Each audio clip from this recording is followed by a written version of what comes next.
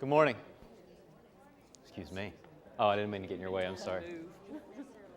Yeah, this is the weirdest class to teach because it's so spread out.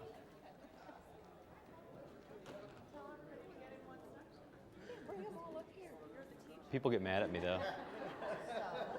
Yeah, I'm the teacher. Like that matters. Sorry.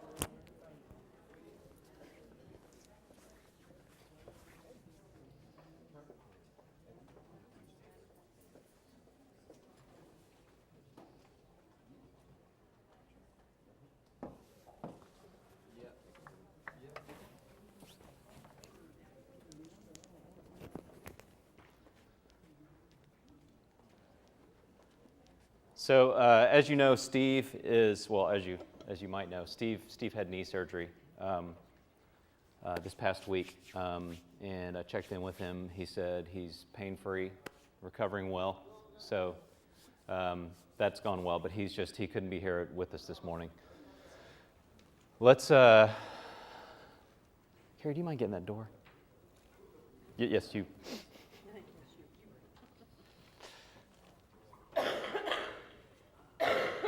Thanks, Kenny. Let's begin with a prayer.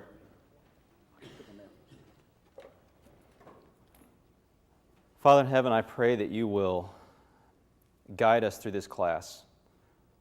Father, we're gonna dig down into some things that are kind of hard for a lot of different reasons.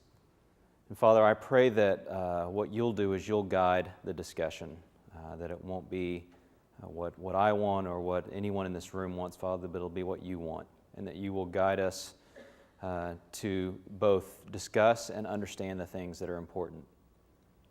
Thank you so much for promising us this kind of guidance. Thank you that we can rely on that. It's through your Son's name we pray. Amen. If this is your first time to the class, we're talking about love. Oddly enough, we're going to start off by talking about things besides love. We're going to talk about some things that actually might stand in the way. One of the reasons why Steve and I were wanting to teach this class together. You all, most of you know what Steve does. Steve's a counselor. What Steve does is he teaches people how to get through some of the things that we're going to talk about. He teaches people how to deal with issues that might be standing between them and any number of things, mainly standing between them and God, their relationship with God.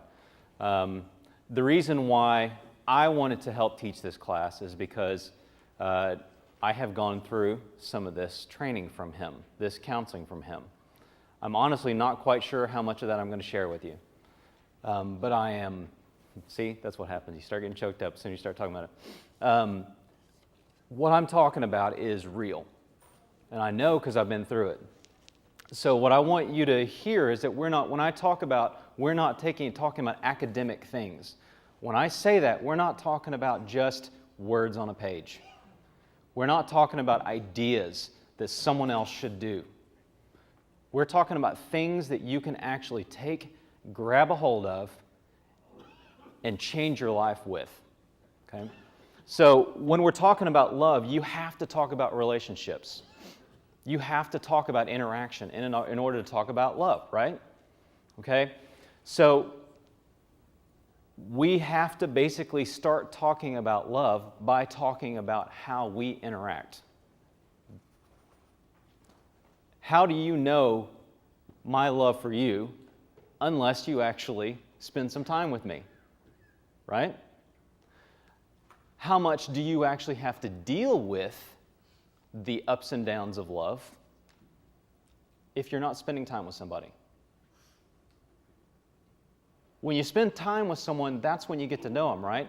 And so that's when you decide whether you want to be with them a bit more or whether they're on your nerves so much that you don't want to be with them at all. Now the problem is, as we're talking about relationships, that point comes often later on, doesn't it? When you're already when you're already in a relationship, and I'm not just talking about marriage, okay? I'm talking about relationships, because you and I are in a relationship right now. We're here in this church together. We are in relationship. Sometimes it's later on in that process that you start saying, I'm not sure I like you. That thing that I really liked about you in the beginning, now you're on my nerves. Okay, how much does that happen? A lot.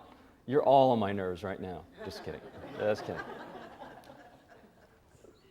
So, I jokingly mentioned last week that, talked about calling this whole part of the thing Love Stinks, okay? This lesson is actually called Love Stinks, and you'll understand why we get as we go through it.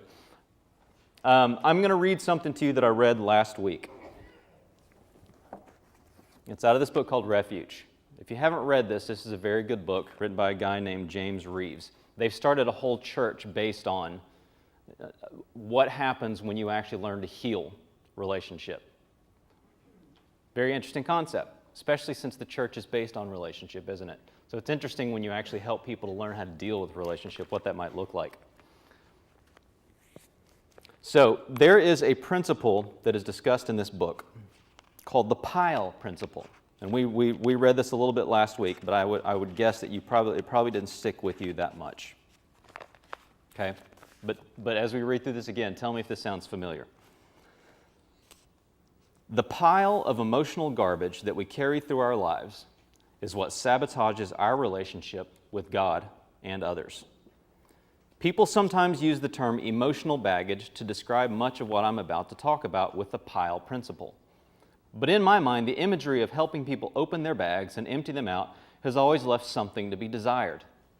A suitcase seems too nice, too sanitary, too folded and pressed. Conversely, garbage is repulsive and smelly and putrid, nothing you want hanging around your house for any length of time.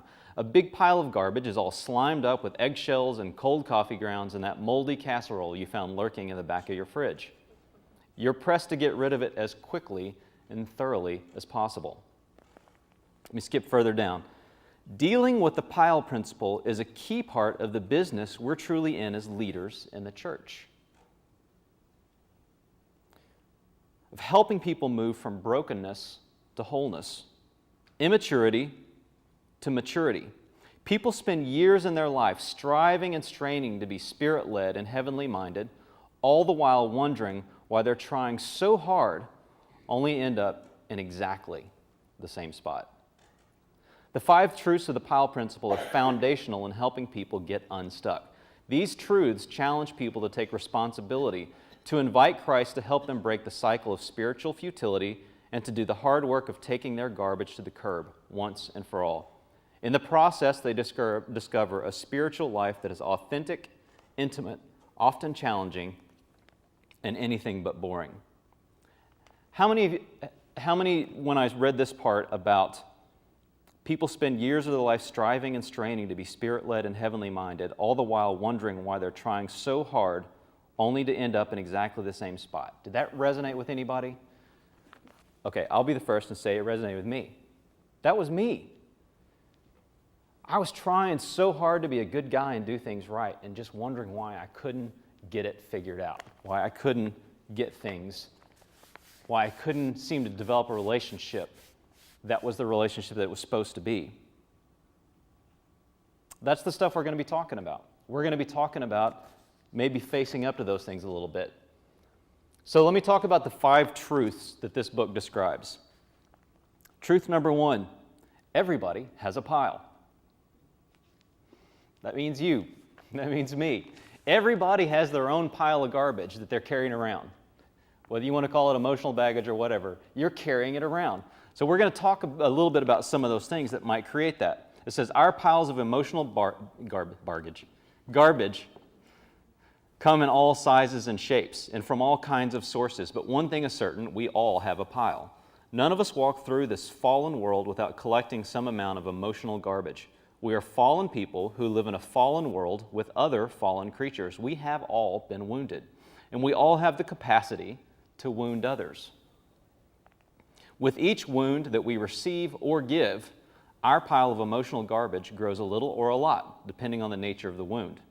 The acceptance of this truth is the first step toward healing. It is also the most difficult one for most of us to come to terms with. It's much easier to convince ourselves that we're exempt from the pile principle, that we haven't been wounded, or that our wounds haven't left garbage.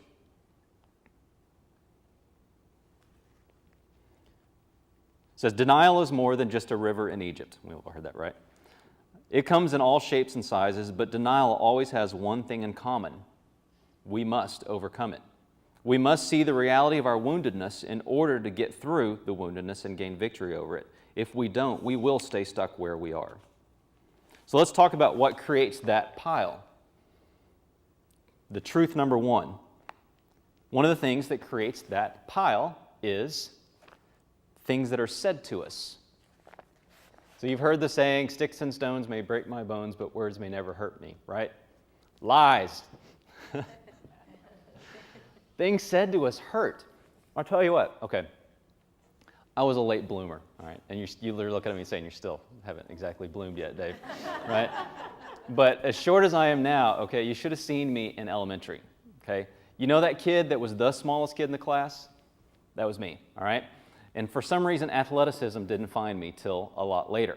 So I remember being there when you're picking teams. I wasn't the first guy picked. More than likely, I was the last guy picked. And then it was like, all right, Bates, come on over here. Yeah, all right. You know, that's a terrible feeling. But I'll tell you what, that sticks with me. Because when that started happening, I started having something to prove. I wanted to make sure that I would go above and beyond, that I would be able to do the things that I wanted to do. So I started having something to prove. I needed to prove that I was less scared than anybody. I needed to prove that I was willing to take more risks than anybody. What happens when you do that, when you start taking risks like that? I got hurt a lot. Do what? Danger, yeah. Danger, Will Robinson. Okay, yeah. So that's what those are, words. Who cares? But those things hurt. How many of you remember things that somebody said to you, whether it was a friend, it was a brother or sister, spouse, parent? Those things stick with you. And you carry them around, and they just go in the pile.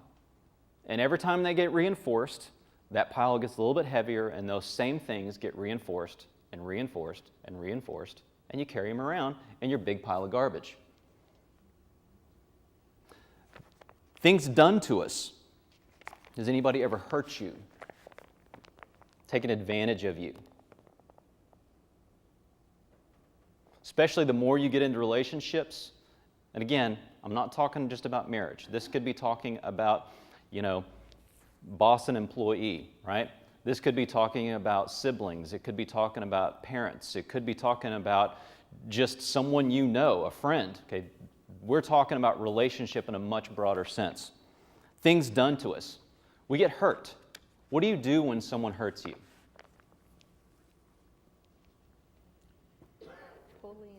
Pull in.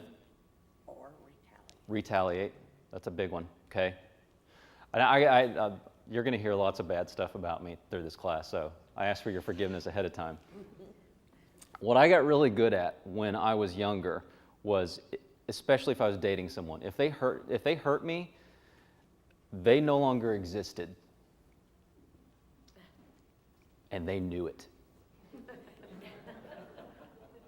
I made sure that they knew they didn't have any hold on my life anymore, and that I was, bam, you're out, you're gone, okay? So in a way, what I did was, like you said, closed in. I retaliated. That relationship hurt me, and it changed the way I acted. It now made me a different person. I was more closed off. I was carrying around anger and fear from that. So things done to us can add to our pile. Things taken from us.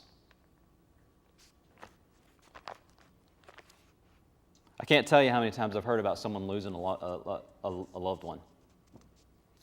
And that is something that affects relationships from then on. It could be a job taken from you. Any number of things. It could be a relationship that's taken from you. Could be a reputation that's taken from you. It could be the loss of your childhood too early.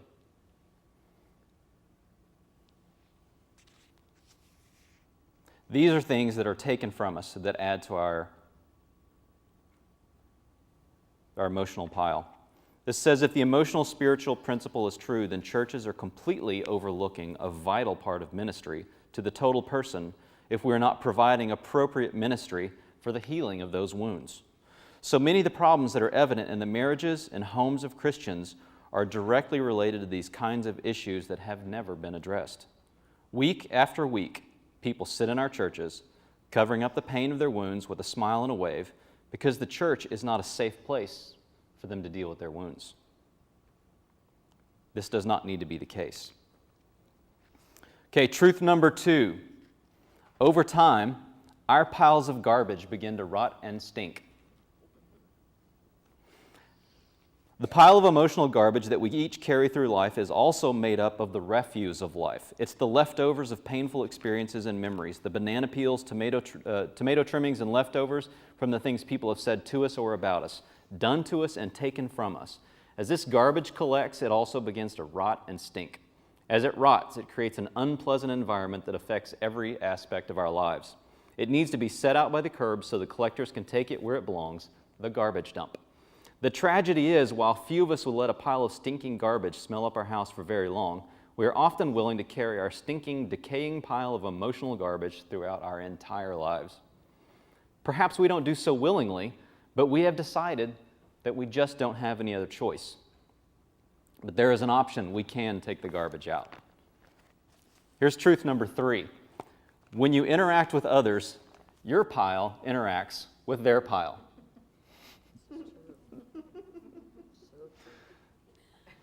Okay, I remember having a realization that, as much time as I spent thinking about me, that the people I would run into who I thought were thinking about me, I realized they're just thinking about themselves all the time. Okay, this is the same kind of idea where everybody's carrying around this garbage through which they're filtering their life. Everything that's coming in is going through that pile of garbage they're carrying around. Okay, so what happens when you put those things together? You've got garbage that's doubly stinky, and you got two people who don't understand each other's garbage, okay? Why would you have that in your garbage? I don't really get that. Okay. This says, usually the more intimate the relationship, the more impact each person's pile has on that relationship on each other. The deepest impacts are typically seen in the most intimate of all human relationships, marriage. When two people join themselves in marriage, they also join their individual piles of emotional garbage. If they bring particularly sizable piles into the relationship, the impact begins to be seen very early on and tends to be deeply hurtful. These two people then begin to wound each other in the relationship, and that just adds to their collective pile.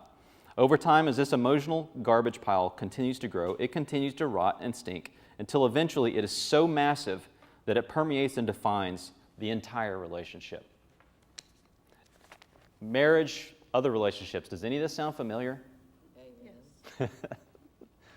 It sure does to me. Truth number 4. After a while, we don't smell our own garbage anymore. Okay. I remember moving to, when I was a kid, we moved to a town called Port Neches, Texas. All right. Port Neches is on the coast, on the Gulf, okay? And there's lots of refineries there. They dealt with a lot of oil. Have you ever been to a refinery town? Yes. How good does it smell? It stinks. It is awful, okay? The only thing worse is a paper mill or a dog food plant, okay?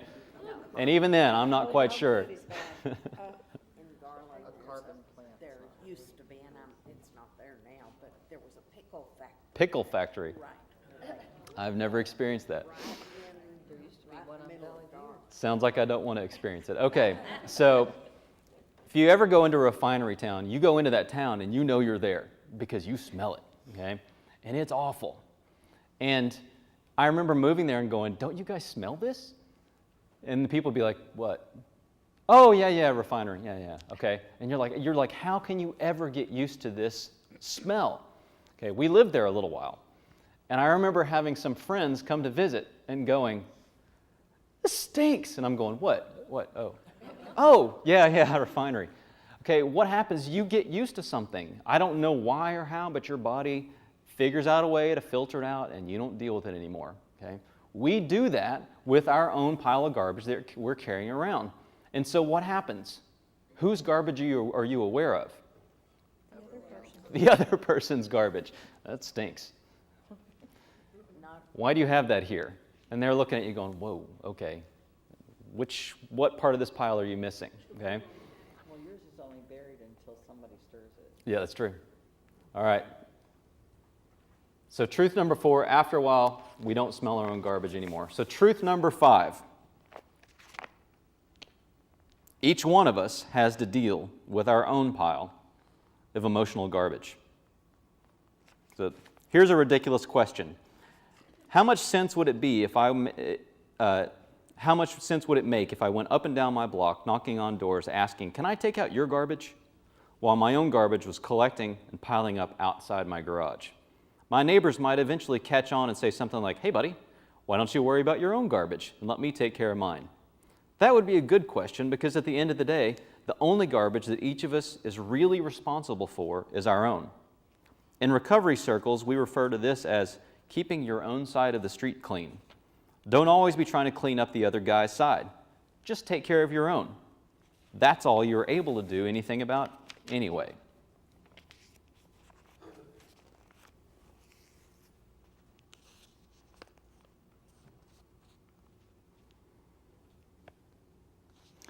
There are certain issues that every marriage must negotiate.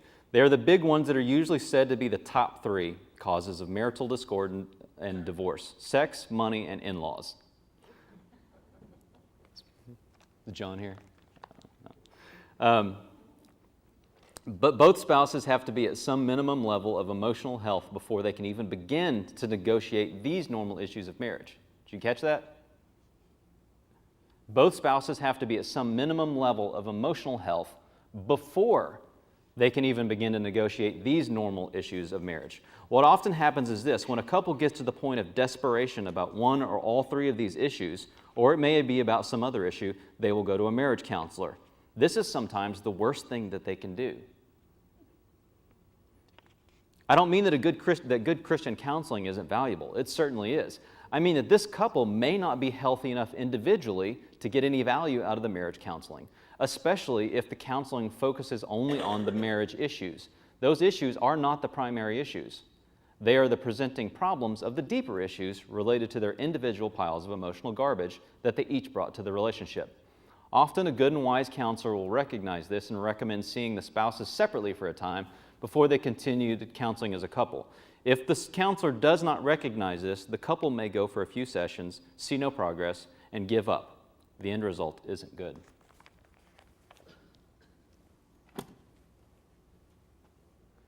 So if we have this pile of garbage that we're carrying around with us, and it's affecting every relationship we have, how important do you think it would be to know what that garbage is? You can't fix it if you don't know what it is. Okay. So what we're really talking about is honesty with ourselves. I really appreciated a talk that Dan gave several weeks back when he was talking about, he was talking about how he brought anger into a relationship and what that did to not just one, but several relationships and a garage. He ran into the garage, but if you weren't here, it was a good story. But basically, he was talking about what he brought into a relationship, and I really appreciated him sharing that with us. So what we're really talking about is honesty with ourselves. Why is it important to be honest with yourself?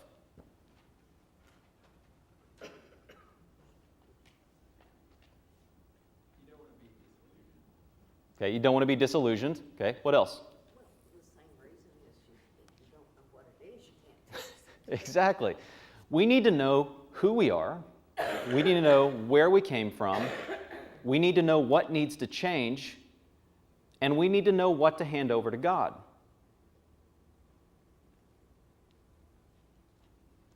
If you're not aware of what to involve Him in, how are we involving Him in solving anything? Okay? Is self-examination a Christian concept? How do you know? Paul said, no, well, in Corinthians where we're told to examine ourselves. Okay? There are a couple of places where it says specifically, examine yourselves. 2 Corinthians 13:5 says, examine yourselves to see whether you are still in the faith. Test yourselves. 1 Corinthians 11:28 says, everyone ought to examine themselves before they eat of the bread and drink from the cup. Why? Why should we examine ourselves before that? Are we in the right frame of mind? Are we in the right frame of mind? What else? Why would you need to examine yourselves before something like the Lord's Supper? What's the Lord's Supper about? I'm sorry? Make sure you're in the right relationship with Jesus With Jesus and who else? and the people around. And our fellow Christians, right? Around you. That's what it's talking about. It's saying if you got a problem with somebody, you need to deal with that first. This is a very, very Christian principle we're talking about. It's saying if you've got issues with somebody, take care of that first. Then you can start working on your relationship with God. I don't think those things are mutually exclusive. I'm not saying that. But what it is making a clear point is that you can't pretend to have a relationship with me if you can't take care of your relationships here on this earth. So we need to be aware of what's not right in our lives. We need to be aware of what might be between us and others, and therefore what's between us and God. Do you think that the thing that might be between you and me could be the thing that's between me and God? You think that relationship that we have, the problems we have, are just us? Well, we're told when we come to the altar to bring our gifts to the altar, whether it's worship or whatever, that we're to go and take care of that other relationship before we even try to have the relationship with God. That's right. That's right. Okay. The story of the prodigal son is one that continues to mean more and more to me. It was just a good story when I was a kid, and the more I look at it,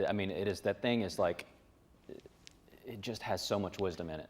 And you always look at it and go, I didn't ever see it that way before. You know, you can read it over and over again and find new meaning. That's found in Luke 15:18 through 19. Now, the prodigal son is a story of failure, right? Bad choices. It's also a story of realization and self-examination. It's a story of return and forgiveness. It's about relationship, right? It's about messing up.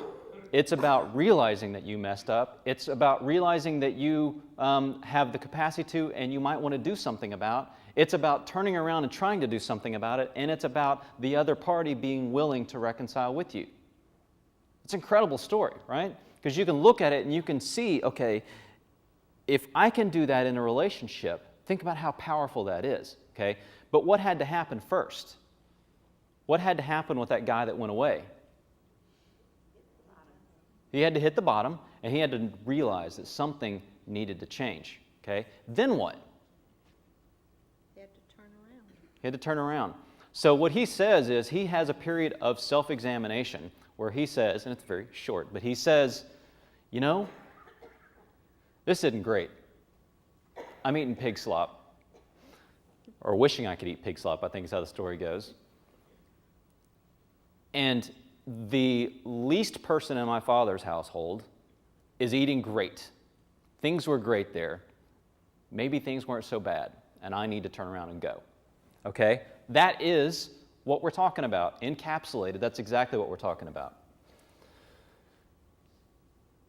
What I love about that story is it's a story of love, and it's also a story about a broken relationship that was restored through two people acting in a godly way. Okay? One, and this is important to what we're talking about, is that each had to do, it wasn't something they did together. Each had their part in how this relationship played out, right?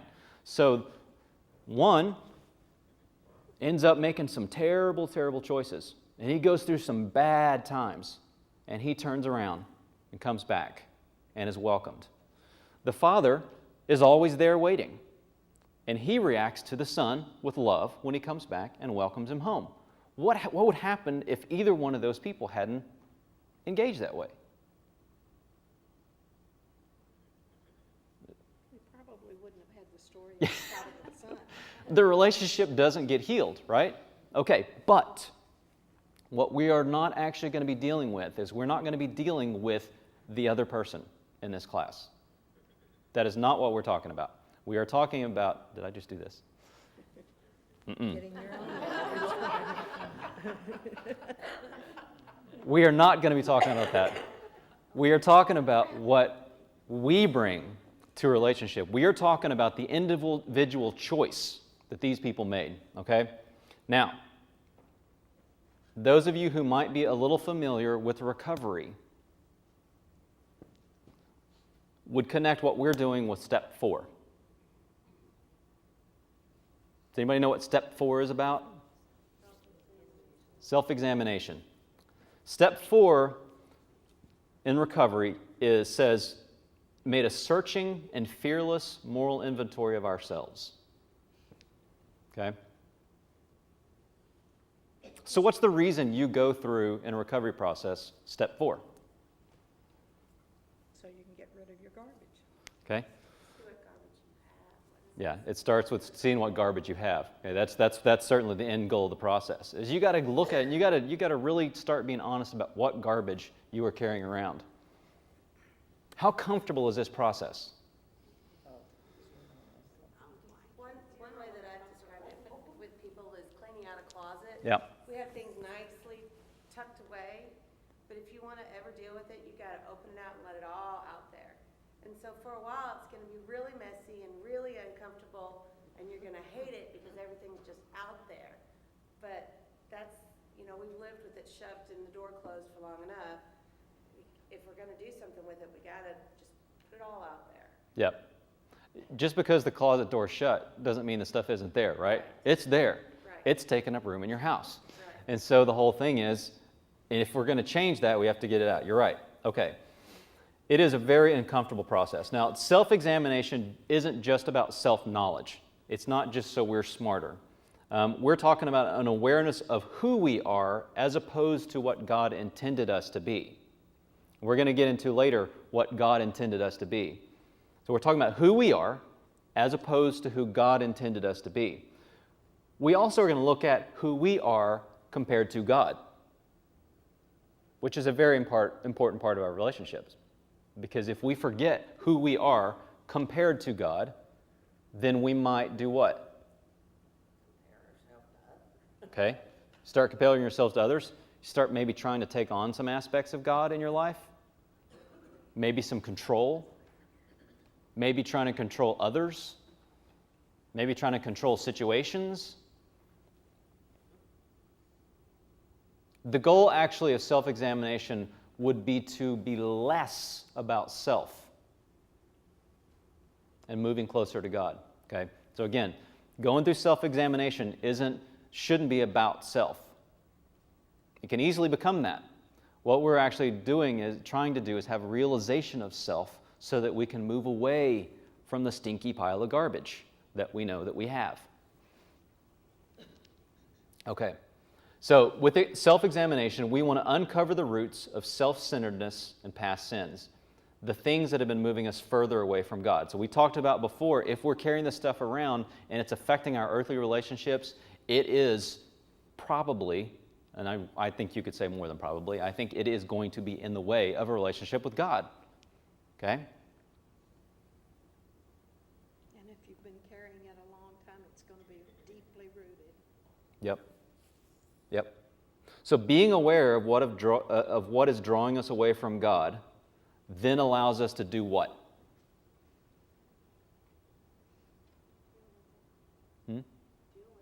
Deal with it. You get the stuff out of the closet. You can see what you have. You can find that thing that's been in the back that now is smelly or water damaged or whatever, right? You find it and you can do something about it, right? You guys ever watch that show Hoarders? Oh. It is a horrible show that is fascinating. It is so disturbing and fascinating, okay? What I find fascinating about that show is that I believe that's what we as individuals do. There was one lady talking about her neighbor who was a hoarder, and everything looks pretty decent on the outside of the house. The house looked kind of fine on the outside, but everything inside was awful, and the neighbor was going, "It's starting to smell." Okay? So we may try to carefully package the presentation on the outside. At some point, people are going to start going, that's a strong odor, pungent. Okay? Okay, this is an inventory of ourselves and not of others, and I want to make that very clear. Okay? And I'll share a few things with you about me. I would say just leave it here in this room, but not entirely possible. But, okay, part of what I've been dealing with the last 2 years is marriage issues. And so what that has done is provided a place for God to change me. So I'll be very honest about that. My life has transformed because of this, okay? May I tell you that we all can see it? What, that I have marriage issues? No, No, I'm just kidding. I'm kidding. I'm sorry. how you've grown, Thank you. how you've matured. I remember you as the little redheaded little. I'm still am. It goes away. It's still, you've matured a lot. I appreciate that so much. Anyway, when I first started reading books, marriage books, what do you think I was underlining? Things that she should do. How easy is it for us to sit here and look at what other people should do and go, man, if they only knew that, my life would be better. Okay, you're trying to deal with their stinky garbage. And it is so much easier to deal with their stinky garbage than it is your own. Okay, but going through this process, God finally talked to me through these words I was reading, and I started going, ooh, ouch. Maybe I want to change that. Maybe I need to do something here. Maybe I need to change. So how many of us are looking for the speck in someone else's eye when we have the plank in our own eye? That's exactly what that is talking about, okay? It's talking about going around and you're trying to find fault with other people and you've got your own big pile of stinky garbage. So you don't have to look at yours. That's exactly. Okay, so stop looking at everybody else's first. It's so easy to look at something and see what others should do. But moral inventory isn't about figuring out who to blame either, okay? So we're not going to sit here and say, if so-and-so hadn't done this to me, I'd be fine. If my parents hadn't done this to me, I'd be fine. If this person hadn't broken my heart, I'd be fine. That's not what we're doing, okay? We're not looking for someone to blame. We're actually looking at what the issues are so that we can do something about them. It's about being objective and honest about ourselves. It's about looking at what I'm bringing into this relationship that's causing difficulty. Me. What I'm bringing into this relationship. It's not about what they did that caused me to do something. This isn't about coming up also with a bigger list of things to feel terrible about. So easy to do, especially if you're in a guilt-driven environment. We don't know what that's about, do we? If you're in a guilt-driven environment, it is so easy to start keeping this list of all the things that I've messed up on. And you start carrying that list around and remembering that list. What does that list become? You give up. garbage. It becomes your big stinky pile of garbage. It's new garbage that you carry around, okay? Because you're now saying, this is me. This is who I've become, and it just starts to pull you down and down and down. That's not what we're doing. So I want to make sure as we're talking about this process that we're not thinking that we're trying to figure out how bad we are. We're simply trying to figure out what's real, what's honest, so that maybe we can do something about it. Or I should say, so that we can allow someone else to do something about it. Man, I got so much more to cover. Good, you got a second week on it. Okay, what's the purpose of critiques? To try to help people do better. Okay, when I was going to I majored in advertising at school. One of the things that you do with your project is you put it up, with every step of your project, you put it up on the bulletin board, and the whole class sits around and tears it apart. And you start going like, How much fun is that? Okay, it's like, and when, especially when you know you're not prepared, you go in there and you put it up there on the wall and you go sit down because you just know you're going to get torn up. Okay. There are other times when you go in and you feel awesome. You feel great about yourself. This is awesome. You pin it and you go, and then they tear it up. And you go, what? I thought this was awesome. Okay? The same thing happens with athletes, right? If you're trying to be a performance-oriented athlete, you have to go through that critique process. Why? in order to get better. You have to figure out what you're doing, that is not working. Something may be distracting from the bigger picture, so there has to be some critique, all right? So this happens in so many walks of life. You have athletes, artists, musicians. They go through this critique process. You do it once a year at your job, don't you, right? Usually, people have performance reviews. That's supposed to be critique, right? That's supposed to be so you can improve. Now, what's the purpose of critique?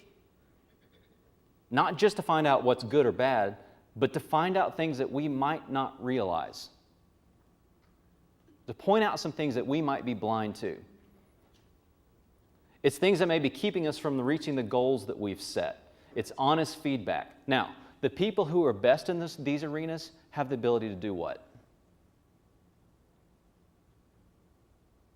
Self-critique. You have to know when you're not performing in the way you need to perform. You have to know when things aren't quite working out. So you don't just go, well, I've always done it this way and I'm going to keep doing it this way. You have to reanalyze. You have to step back sometimes and figure out what's not working. So the people who become really good at these things become very good at self-critique. So you actually are able to go through that process of knowing what's good and bad and what works and what doesn't work before you put it in front of other people. And that's something that, when I was working with young designers trying to teach them how to design things appropriately, what I would teach them to do is how to go through that process. You have to know what to throw away. You don't want to show a client everything. You want to pull some of the bad stuff out first. That's the process that we are going to start talking about learning how to do, is how to self-critique a little bit, how to be honest. Now, what happens when if you realize that something is not working?